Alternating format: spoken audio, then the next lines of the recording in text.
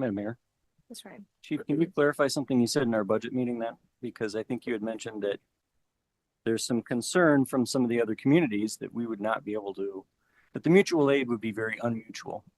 And you said we're probably going to have to add staff higher than what was previously estimated in order to, I guess, assuage some of their concerns, to make sure that they're not always just helping us. I don't think that that's true. Mutual aid, again, we would provide mutual aid based on our ability. So as long as we have volunteer response, we certainly would be able to send that mutual aid. Okay. I don't expect that we would need mutual aid for routine incidents within the city. Most of the aid that we would need, just like the contracted departments do now, most of the aid that they need are for significantly large incidents. So I don't expect that we'll need to call them for mutual aid on a daily or a weekly basis.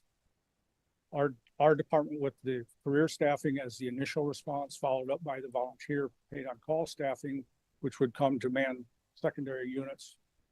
I don't believe that that's a significant issue. I'm having problems with that because I think what you said in the meeting was we're probably going to have to add staff above what was originally estimated. I don't ever recall saying that. Okay.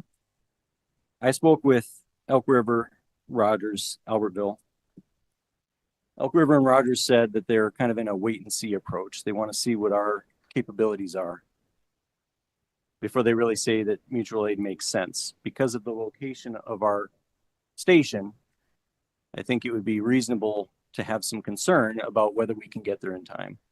Actually, our response will be very good because we have career people in the building. We lose that 6 to 7 minutes of the volunteers responding to the station. Doesn't matter how many people are in the building if the drive time is what it is. And so when I spoke to Albertville, they had a much more significant concern. And what they told me is that they're likely going to expect us to continue the contracts in some fashion. And I don't believe that the conversation with Adam had with their administrator reflected that at all. Okay. We have not really spent a lot of time on staffing needs beyond what you have already seen. Well, that discussion will more likely be more involved next year as we move forward. We've had some discussion with mutual aid agreements with the surrounding communities, between automatic aid and mutual aid.